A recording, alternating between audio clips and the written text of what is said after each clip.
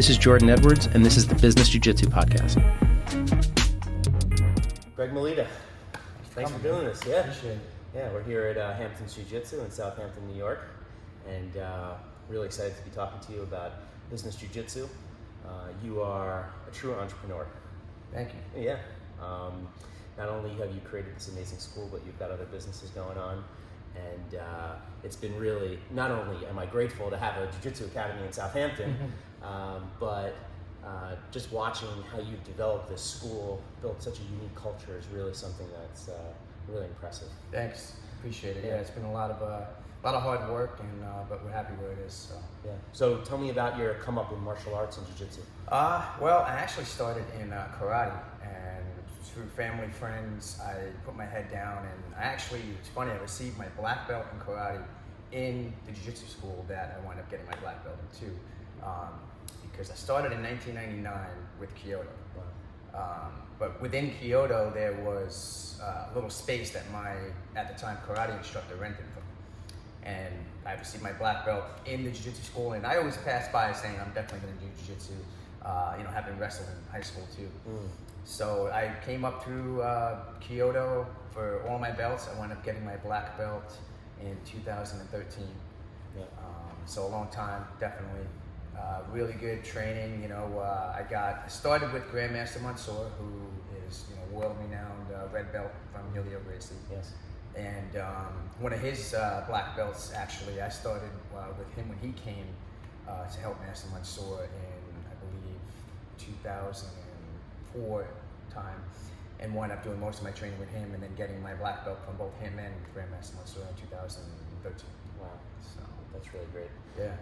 I really didn't even know what jiu-jitsu was in 1999. Yeah. As a matter of fact, I grew up on Long Island, like you. I grew up in the Five Towns, an area right by JFK Airport. And there's a town where my office is today in Lynbrook. And on Sunrise Highway in Lynbrook, there is a Rodrigo Gracie Brazilian Jiu-Jitsu Academy that I used to drive by all the time. And when I was in high school and I guess early college, I thought that was like a capoeira school. I didn't even know what Brazilian Jiu-Jitsu was. Brazilian Jiu-Jitsu. Yeah. Capoeira, yeah. And the first time that I really started to understand what Brazilian Jiu-Jitsu was truly was watching The Ultimate Fighter on FX and getting into the UFC. And that was... Yeah, the first for me was the movie Choke. Everybody was passing that around at the old school in 2000. What a movie that is. If anybody hasn't seen Choke, go on YouTube. It's for free on there. It's Chronicles Hicks and Gracie's come up, and whoa, that's a good school. Yeah. So you had a really early introduction to martial arts through karate. Yeah. And you're very lucky. I didn't have that same path. I found jiu-jitsu. I started jiu-jitsu when I was 24 years old. Today I'm 34 years old. Going to be 35 soon. Yeah, I think I was 16 or so. And then with the karate, it was like a family thing, kind of like how the Gracies say it's just like a family affair. Yeah. That's what karate was for me. So it was special. Yeah. Was your father a martial artist? He started. He actually brought me to that whole karate lineage because he did it for a few years with one of the grandmasters that brought it over. A style called Ishinryu karate. The grandmaster of that style lived across the street from my grandparents, so he was like best friends with my grandparents. So that's what it was, It wasn't like going to a commercial school, and like signing up and all that. It was just first lesson in the living room, right. Something like that. But yeah, it was special, and then I went through did a lot of competitions, and just a real special opportunity. Yeah. Were you ever middle school, high school, college wrestling? Yeah, I wrestled in 7th grade for a little bit, and then I had gotten to karate in like 8th grade, 9th grade, and then all of a sudden 11th grade, you discover the UFC, and you're looking at it, and I'm like, man, it's like my last 2 years in high school, I gotta do it. Yeah. So I wrestled varsity 11th and 12th grade, and it was, that was something that helped shape, me in grappling, because my training partner for both years was 3 or 4-time state champion at the time, Rob Caro from East Islip. Yeah. So I'm not sure if he was 3 or 4-time state champion, but getting tossed around by him in the wrestling room, and other guys like Rohan Murphy, who we've had in here as well, came through East Islip Wrestling, and that kind of helped shape my grappling interest. Yeah. Where did you go to school? I graduated East Islip in 2002, and then I went straight to St. Joseph's College in Patchogue, and I graduated there with a bachelor's in computer information systems and business management in 06. Did you go into the working world, or did you go I right did. to I went straight in, and so that was, I was still training heavy, but I went straight into sales because I figured just get some sales experience. Yeah. And I actually worked for a company called PPG, which does contracting, like paint for, they had like a contract with Lowe's. They have contract with local contractors in the area, so I was assigned to all of the Lowe's. And we traveled like 13 accounts all over from Jersey, Manhattan, and driving all over with a company car. And I did 3 years of that, of work experience. I got to the point where I was offered a regional manager position, and I was like, is this really what I want to do? Yeah. Then I got into the fitness industry and got my personal training certification, my Parisi Speed School certification, CrossFit certification, and got heavy into the fitness industry, all the while training, and I was a brown belt at the time. And then getting my black belt, it was like, all right, now it's like, wow, I can really do something with jiu-jitsu. Because there's a lot of guys that open schools from the lower belts, which is totally fine, but I just felt like, man, I'm a black belt. I'm relatively young, I gotta do something. Yeah. With doing jiu-jitsu. And then I wound up through meeting a gentleman named Vinicius at Kyoto. Mm-hmm. And through him and Milton, they had set me up with going to working at the Ross School. Yes. So at the Ross School, it's all the way in East Hampton. So from East Side to East Hampton, that's an hour and a half, something, and without traffic. Yeah. So I started working there after doing a few years in the fitness industry, and I was the fitness coach at the Ross School. Yeah, the Ross School is a very prestigious private and boarding school out here in the Hamptons. Yeah. And incredible reputation, really beautiful, small student population. Mm-hmm. I went to boarding school in Massachusetts. Oh, okay. And I had a great boarding school experience, and I think my mom would have appreciated if I was at the Ross School. She used to tell me, I was all the way up in Massachusetts, but it's great to have that out here. Yeah, I mean, and then within doing that, realizing that there's no jiu-jitsu out here. So I had the opportunity through doing the fitness training there to do some private lessons in jiu-jitsu, get to meet people, see their interest in jiu-jitsu. And that's kind of like the start of everything out here, Yeah. Well, I started doing jiu-jitsu in 2009. My parents have a house in West Hampton Beach. Okay. I also have a business in West Hampton Beach. One of my 10 stores is in West Hampton. Oh, It's only open from May to September, like beginning of September, really May to August. It's got to be seasonal, yeah. It's very seasonal. And on a square footage basis, it's our best performing store when it's open.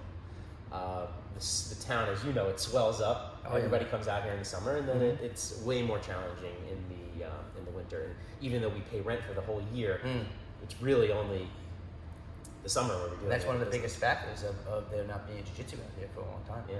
And so for all the years that I used to come out here and I was coming up through my white belt, my blue belt, I would always look for jiu-jitsu. Mm-hmm. And there was a Kyoto, kind of like not really in the Hamptons, kind of driving back towards the city. And one day I'm driving down Sunrise Highway over here, 27, and I said, Hamptons Jiu-Jitsu? There's Jiu-Jitsu in the Hamptons? And I went on social media and followed you guys. I guess this was about 2 summers ago that you opened up, right? Yep. So, following you guys on social media, I'm in the city, and I'm driving out here, and I see that Eddie Cummings is just casually here, like on a Friday afternoon, and on the social media training. So I look at my wife, and I say, I gotta go get there right now. That's great. And I speed out here on a Friday afternoon from my office to try to catch Eddie Cummings. So there was like 5 people on the mat, and you got a world-class Brazilian Jiu-Jitsu fighter just hanging out. So I pull into the parking lot, and I walk in, and one of he's a purple belt now, but he was a blue belt at the time, Chris. Mm-hmm. Chris. Oh yeah. I said, where's Eddie Cummings? And he goes, oh, you just missed him. Oh, and I was like, oh my goodness. Said, but I think he'll be back tomorrow. Mm. So I woke up the next day early, Saturday, and I came to your open mat. And it was at that open mat that I met Rich Byrne, who was teaching the class that day. And wow. That really was my introduction to Hamptons Jiu Jitsu. But what I found was more than really just a regular Jiu Jitsu school. What you built here is really special. The people that you have coming through here is it's unbelievable. On your wall of fame over there is just a who's who of the professional fighters, incredible black belts, just really, really great people. How did you put that together? Yeah, I mean that kind of was the vision from the start. I mean the name itself, Hamptons Jiu Jitsu, is just very inclusive. It doesn't put up like say a team flag. That kind of the connotation is only the guys from this team can train here. I mean that's not the case. More so nowadays, people can walk into other teams, but I just think the name itself was inclusive, and I think that played a big role in that. And the vision was to be. It doesn't matter what affiliation you're a part of. You got something special to give. You come in with respect, and it just doesn't matter where you're from. We want you to come in. We want you to share what you know, what you have, and it's just going to build the community from there. So with that founding kind of mentality, I believe it's gotten to us to where we are now, because I believe there's a balance. It's got to be a balance, Like in my fundamentals class, it's still all of the old school fundamental basics, which it's a little confusion nowadays. People think that all this new school stuff is doing new school techniques without learning the old stuff. You can't have the new without the old. You know what I mean? So I think too many people think that this new stuff, they're not doing the old stuff. And I got news for you. All the guys that are amazing today, doing new school stuff, they have all their basics down. Oh yeah. You know what I mean? They are not able to just do flying arm bars on day one. Yes. So the balance that we created here, like we have our gi classes, we have our no gi classes. In the gi classes, it's traditional. It's IBJJF. And in the fundamentals class, it's basic stuff. In the no-gi classes, I bring in the guys that are leg lock specialists. I mean, it depends on what rule set you're fighting. Yeah. So it's all about balance. It's not to say that there's a lot of politics to deal with when you're trying to achieve balance. Yeah. But that's our goal. Well, I have a lot to unpack there, because we just went through some really incredibly important things. The first thing is the fundamentals. Mm-hmm. When I started doing jiu-jitsu, I was not allowed to train no-gi for the first 2 years almost. Wow. It just was the time. At Mm-hmm. the time, you had to learn the fundamentals of guard passing and gripping and grip breaking, and just all of your basic fundamental jiu-jitsu. Mm-hmm. Before I was invited into the no-gi class, that was an advanced class. Yeah. Today, that's not the case. It's more relaxed, even in my school. But I always feel so grateful that I was put in that direction, because I feel like I really developed a solid fundamental game. And that is one of the most important things that I tell people about business. Mm-hmm. That in business, and we briefly chatted about this right when I walked in before, it's so important to just get the fundamentals right. There's so many small little things that people just miss in business. Mm-hmm. I'll give you one. This is just an example, and something that you've done beautifully is your signage. You have a beautiful, recognizable sign that really speaks so much about your business. Young entrepreneurs, even old entrepreneurs, come to me for advice all the time, because they know that I've been successful in business. And I'll say, okay, well, and I visit either their school or their business, and they'll have some rinky-dink banner sign. It's broken and chipping. It's not lit. And the first thing I'll say to them is, how are people going to find you? Mm-hmm. You're driving down the road, you're not going to be able to see the business. And they'll say, well, I couldn't afford to get the sign. And I'll look at them straight in the eye and say, you can't afford not to have a sign. That is as fundamental as it gets. Yeah, people don't realize that I think was one of the biggest missteps, spot on what you're saying. Because when I actually worked at a gym up Island, they had like top-notch facility. And when I ran that part of the facility sold itself. You know what I mean? So that's like a huge part. I think a lot of people, and especially people that are looking to open up a school, they want to just spend the minimum amount of dollar to maximize their revenue and their profit margin. But I mean, in the beginning, the most important thing is your appearance and your presentation. Yes. So you gotta, you gotta do all you can to put your investment into your presentation first.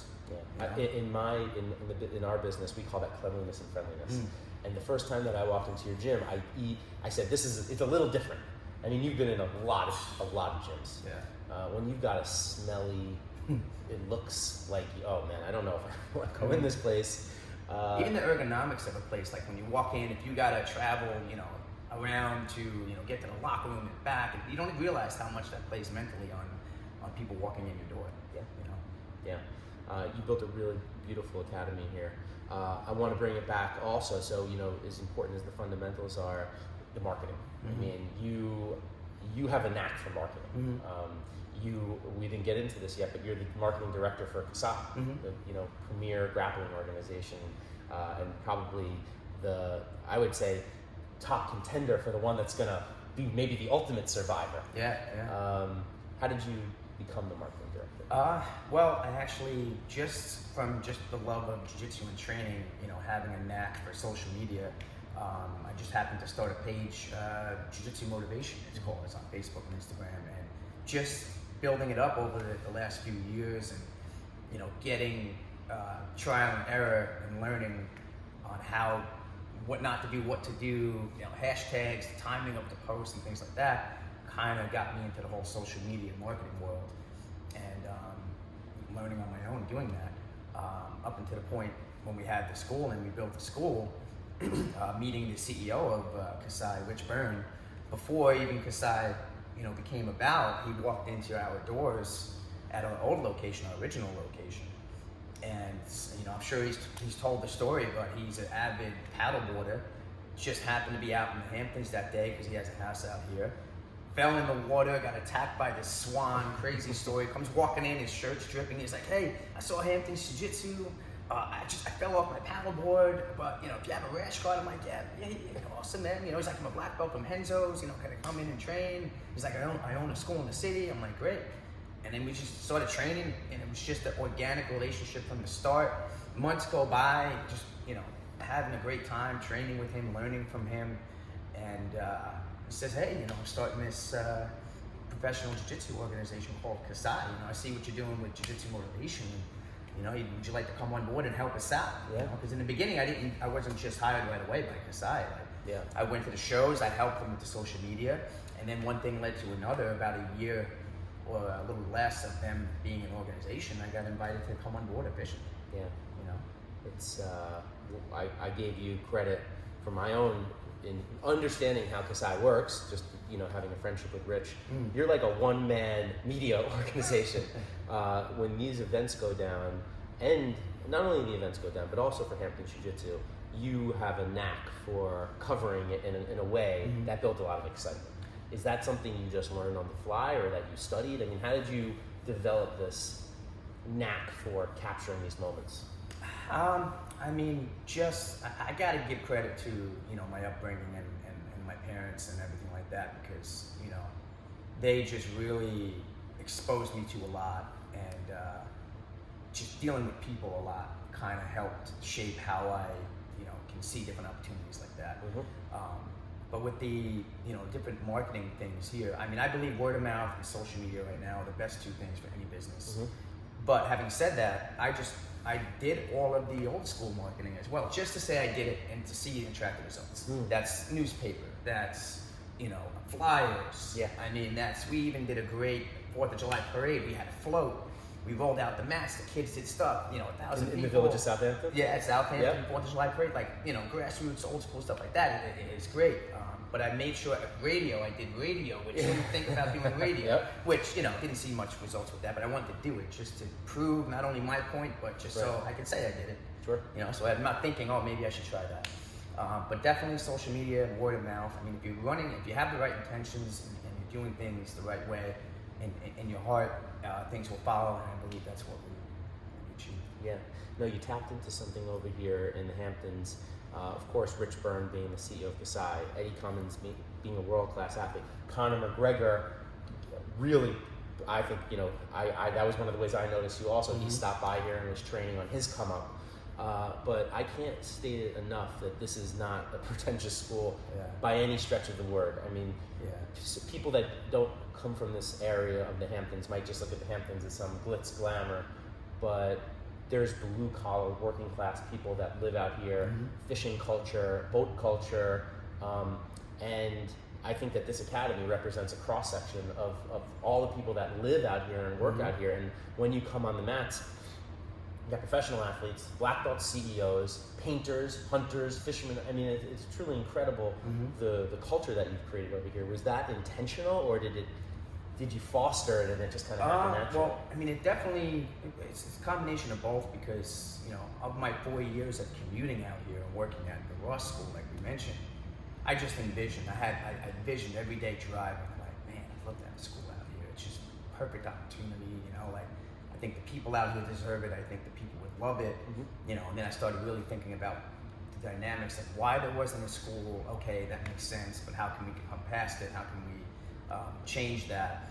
And we said it before, like, one of the best things for me about having this is I can see on the mats guys that are on the mat. Some guys travel, an hour bus ride from out east. Some guys have houses out here, and these guys are on the mats just, there's nobody knows what everybody does. Yeah. They just know they love jiu-jitsu, and they become friends, like tight, like that for me is the best part about it.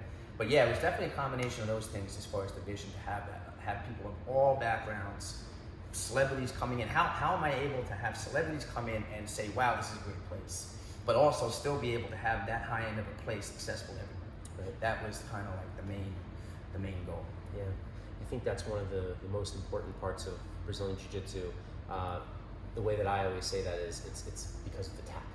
It's because it is a meritocracy. Like you only get to a certain level in Jiu-Jitsu by releasing the ego and understanding that there's almost always somebody who's going to be better than you, as good as you, and worse than you, and it is your job to be a good member of that community. Otherwise, you don't last. Exactly. Right? Just like in Jiu-Jitsu, like the more you tap, and I've written articles about this too. It's on my website. Like the more you tap, the more you learn. I mean, it sounds cliche, but I mean in business too. Like sometimes you gotta learn by trial and error. Of course, you want to learn from other people's mistakes. But it's not as easy as, okay, everybody's mistakes was this, so I don't do that. No, you got to throw yourself in there, and you got to actually make mistakes. The quicker you make those mistakes, the more you're going to be better off. And that's the same thing in Jiu-Jitsu. When you're on the mat, you're tapping, oh, that's a mistake, but you learn from it. You have to tap to learn. Yeah. I love that. That's perfectly encapsulated. And I wrote about that in my first book. I said, fail quick, fail often, and learn from your mistakes and move on. That's one of the article titles is fail more, fail better. You gotta make sure you send that to me or point me in the direction of that. So I can. And going back to Rich Byrne too, like as soon as he walked through the doors, we weren't ready for the amount of techniques and a whole different world of jiu-jitsu that a lot of us weren't exposed to. Yes. Rich came in here and he's really close with Eddie Cummings. That's how Eddie Cummings came down. And then that same first day that you might have just missed Eddie, I believe that was the day that Anthony Bourdain trained with us as well. Yes. It was Anthony, Otavia, and Eddie came in our old place and all trained with us on the mat. I mean, that was to have a guy like him come in as laid back and as nice as he was, just for the love of jiu-jitsu, to come into a brand new school because they lived 5 minutes away. I mean, that just says a lot. And the fact that Eddie visits us whenever he's out here. Yeah. But what I was getting at is the whole, when Eddie comes in with the whole leg lock in, that a lot of us old school guys, never really were exposed to. We've seen it, of course, like, oh, leg locks. But until you train with somebody that is like, on that level, it's insane. And not only that, but he wasn't just getting us. Everybody thinks he's just a leg lock guy. That's not it. You know what I mean? It's the combination of you're watching your feet, so then he capitalizes on everything else. Yes. But that's what really, is really special about having, the relationship with Rich is, we get everybody coming from the city now, driving past. Every other Long Island school to come out here because they know what we're looking to do. Free exchange of information, a rising tide raises all ships, that whole kind of mentality. Yeah, it is really amazing. I have a funny story with Rich also. So Eddie was the driving force to me trying to get here, being that I was so close and he was there. And just I'm always thirsty for knowledge, and I am not shy about going up to people, no matter who they are, if it's in business, things I'm interested in. I just want to have these conversations as much as possible and absorb everything I can. So I came out to meet Eddie. I ended up meeting Rich on the mat, and I was about to have a baby at the time. And I said to Rich, I'd love to train with you more often, because he was giving this seminar on jiu-jitsu and his technique and the details, and he was like, yeah, anytime, so generous with his time. And that was it, and I figured I would see him here, and I missed him. I knew that he was the former CEO of Deutsche Bank. I banked with Deutsche Bank. So I call my banker up and I say, hey, do you think you can get me Rich Byrne's number? And he's like, you mean the former CEO? He's like, maybe. So he was very good friends with Rich's former college roommate. So he calls up Rich's college roommate to try to get the number for me. Okay, I'm driving out to Hamptons Jiu Jitsu. And one of my teammates and mentors and really good friends is Matt, who is the owner of Rise professional grappling organization. And I'm driving out to the Hamptons, and I call the school, and you pick up. And I said, hey, what's up? I'm coming out. I wanted to see who was training. Are you there? Is Rich there? And you're like, yeah, we're actually all going to Rise tonight.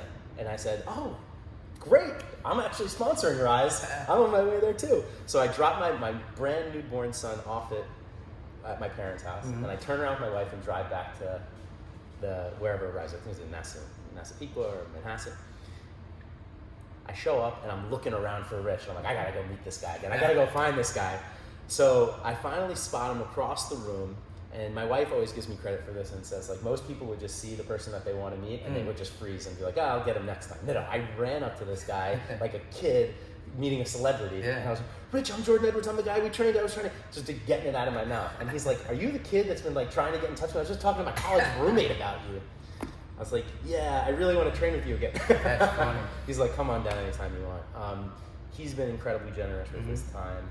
The thing that I wanted Rich to talk about this more, but he's a humble dude. You know, he does so much. And he's very selfless, you know, with what he does.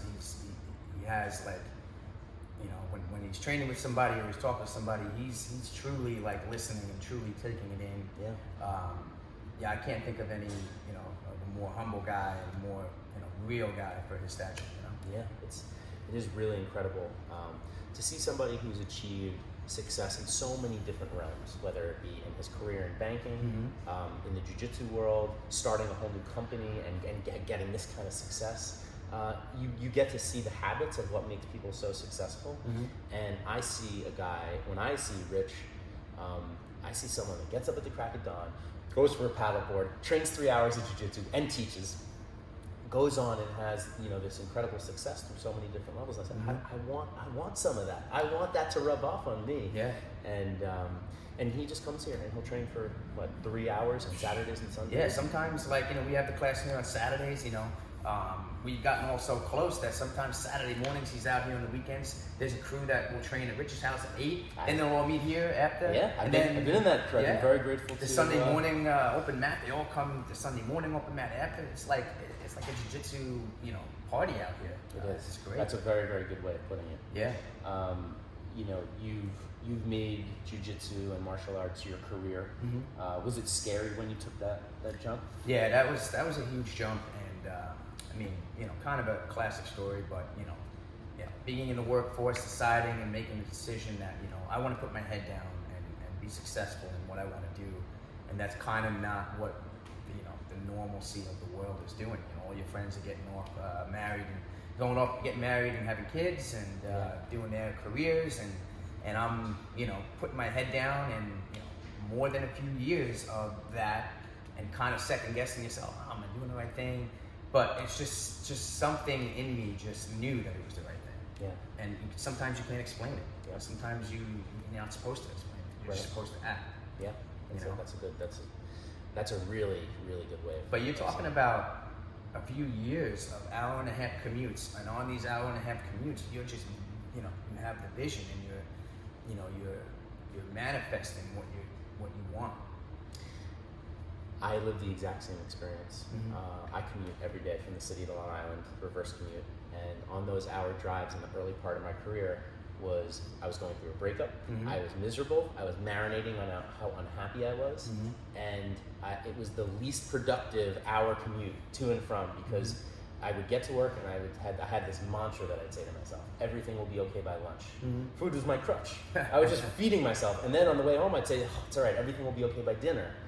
And it wasn't until I started reading a lot and I started listening to books on tape. And I said, instead of just focusing on all this negativity, just start focusing on positive things and good things in books. And that really is what led me here to that's moment. huge. And I think a part of that, kind of what's gotten me here is, you know, I've done a lot of research, and you hear a lot of advice from people or in books and whatnot. It's like, oh, you know, positive thinking, positive. And it's good, and it makes sense. But you also got to be realistic. You got to be positive, but not to the point where you're just fake positive and just you know, shouting out terms that you've heard just to be positive. Like, you gotta be positive, but you gotta be realistic at the same time. And there's always a balance there. I think you get off balance. I think that's why jiu-jitsu is so important. Yeah. Because you can have all that positive thinking and energy, but you gotta sometimes you gotta drag yourself on that mat. Yeah. And there are nights. I at my school, my academy, Budokan, which is this fantastic Kenzo Gracie affiliate in Limbrook. My sensei is a sage, a true samurai, an incredibly high level black belt, and it's a mile from my school and from my office, and I have to drive past my school to get back home. And so it forces me. That's good. And especially over the past 5 years, a lot of my teammates would probably say, I live in that gym. I do everything I can to be in that gym as much as possible. And it's because I've got to face it. I've got to face that gym and look at it every single time I drive. I don't have a choice. Yeah. And so it's not always sunshine and rainbows and positive thinking. And I'm motivated to go to jiu-jitsu today. It's like, oh, my ribs, my shoulder, and I just go. It's true. I mean, that's the other thing is, even with the success that we've had here, I mean, still one of the outlying things that comes out of it is you're never going to make everybody happy. Yeah. No matter what you offer, no matter how perfectly you plan it, there's something to be said about you have to come to terms with the fact that you're just not going to please everybody. Yeah. And if you don't let that determine your attitude, you'll be much better off. As long as you still have the right intentions. But knowing that you're not going to please everybody, you'll constantly just become better in running your business. And I think that's like the trial and error part of it too. But like as long as you're willing to make adjustments, this is one of the things I feel like through trial and error and experience is if you're not willing to make adjustments and you're just going to say no, my way is the only way, everybody's got to conform to that. Well, the business is going to suffer. Yeah. You got to be willing to make mistakes. You got to adjust, and then that's the only way you're going to build. Yeah. And if you don't, you're going to see schools rise and fall, and that's what it is. Can you talk about that actually? Because I've witnessed you do that here. You have reprogrammed this space so many different times. You keep trying things, and you've got the main business and the jiu-jitsu, but you've redone the front area. You've redone the gift shop. You've had 2 or 3 co-tenants in the back. I mean, explain to people how important it is to keep sticking and moving until you get the right recipe. Yeah, I mean, it's from the old place, we started humbly, half the mat space that we have now, but it was still, I made it high end as possible. It was clean, like we talked about in the beginning. And, from there we built out to here, which is only a few doors down from where we are, but right up on the wall are the blueprints that I had the vision of what the new space would be. So from that old space, you're like, okay, I want this, I want that. And I still remember to this day, I'm on the mats as a purple belt, and I'm like looking around, and I'm like, man, there should be a projector on that wall that shows that we can look up moves. And then years later, you got smart TVs. Right. So I got them all over the place to reference moves, little things like that you think to make something better, but then you actually do it. So having what we have here, the layout, it's just great. And like you mentioned, we had the co-tenants. We had a great company in here that offered, the cryotherapy, and everybody loved it. And it's just tough people don't want to be cold in the winter, Yeah. So we moved on to, now we had a stretching company in here, and now to have a brand new partnership with a great security company called Roman Sanford. Really good synergy there. Yeah, You want and to talk about those guys? Yeah, that's a couple of them train here, Luke and Dylan, and there's 3 partners, also John in there, and Dylan's an ex-Green Beret, and John and Luke are local police officers in the community, and they provide services for security, executive protection. They run their own security licensing, and they train here, and they also do executive protection as far as courses and self-protection, things like that. So I think it's the perfect marriage with what we have here, because right in the back, they're going to be also having their own podcast. They're going to be doing all their courses right on site here, so we can do a lot of things in conjunction. And it's just that's really great. And just to kind of bring it back to what you were talking about, because I think it's so important. You're constantly moving forward. Something doesn't work, you're not letting it die. Yeah. I come back in here, I was like, wait a second, there was an entire gym over there, and now there's a podcast, an office studio, and what's funny is this wall that you can't see it on the video, but I'm facing a wall, and it's been up, down, up, and some people might say, oh no, that is what it is all about.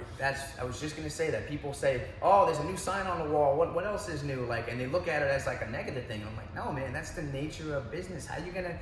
What if I decided to stay with the first thing we had? Yeah. Like, that wouldn't be good. You constantly got to change, constantly evolve. Some people look at that as like a negative thing, but it's only getting better. And now to the point where we're gonna have the best marriage as far as co-tenants in here, and it's like. It's just like you said, you can't please everybody, but you also see other people's views, and you're like, oh, they see it that way, but they don't see it the way I see it because they're just not constantly thinking about change and evolution, and just getting better. You just nailed it. I mean, that's it. It's being comfortable and unafraid of change. Change is inevitable. It is happening, and as a martial artist, it's something that we, especially jiu-jitsu martial artists, you are forced to constantly keep evolving and wanting that evolution. Yeah. And you say, "Oh, that's so natural." Of course, everybody. Why doesn't everybody think that way? But most people don't want change. Most people fight change. They're very comfortable with the way they are. Oh, I love the way this locker room is set up. Oh, this is the way that I envision my front desk area. But no, in your business here, you're constantly evolving it, and what I see from an outsider and from a guest who comes and visits all the time is this constant moving forward of evolving. It's really good. I'm glad that you brought up change. That's what I had it in my mind, and it just wasn't there, and you said it. And another thing I can't avoid saying is a big part of me being as resilient and willing to change is when I was young, I lost hearing in both of my ears, at least 60%, due to a medical accident. So by the time I was 3, I lost 60% hearing in both ears. Wow. So I wear hearing aids, and that, I think, being dealt those cards really makes you you have, like you said, you have to adjust. Yeah. And it's funny, but people don't realize, maybe they don't recognize that I wear them or whatever. Yeah. But when I'm rolling or competing, I can't be coached. Wow. Think about that. People don't even stop to think about that at all. I had a conversation one time with somebody, and he was like, I told him the story, and he's like, oh, well, just go and fight. And you don't need a coach. To have that same person come back and say, after one of his fights, oh, if only I had a good coach. You know what I mean? And I'm like, dude, like, you just don't, you have to sit back and, everybody's got their own demons and battles to fight. Yes. But you got to think about that. Like, for me, it was very tough to not be coached ever. You can watch technique, and then you go to roll, and it's just on you, man. Like, wow. That's a huge part of it, but it's constantly always made me resilient, made me double my effort to be on top of everything. Yeah, thank you for bringing that up, because do you like to read? There's a great book, The Obstacle is the Way, by Ryan. Oh yeah, I got a library. I'm sure we both got some decent libraries going. A quick funny story with that. I'm pretty sure Rich knew, but we were rolling, and here when we're training, it's a packed house. We got the music going, it's loud, so. Most people, when they roll with me, they know they gotta tap me. They can't just turn away and say tap sometimes, because I won't hear them, Right. And we were just in an exchange, and I wound up getting a heel hook, and then Rich was like tap. I was like, oh shit, and went to actually tap me, and we were just both cracking up. It's just funny. When you really get to know somebody, it's special when you have that organic relationship. It is. It really is.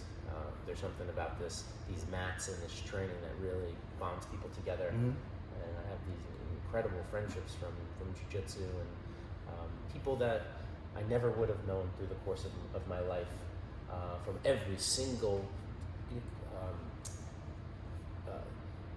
every single class, from white collar, blue collar, executives, teachers, nurses. It's everything. It's such a cross section, and you have this common interest that brings everybody together, and you're learning together, and all these lessons are so applicable to the other things you're doing. I tell people all the time.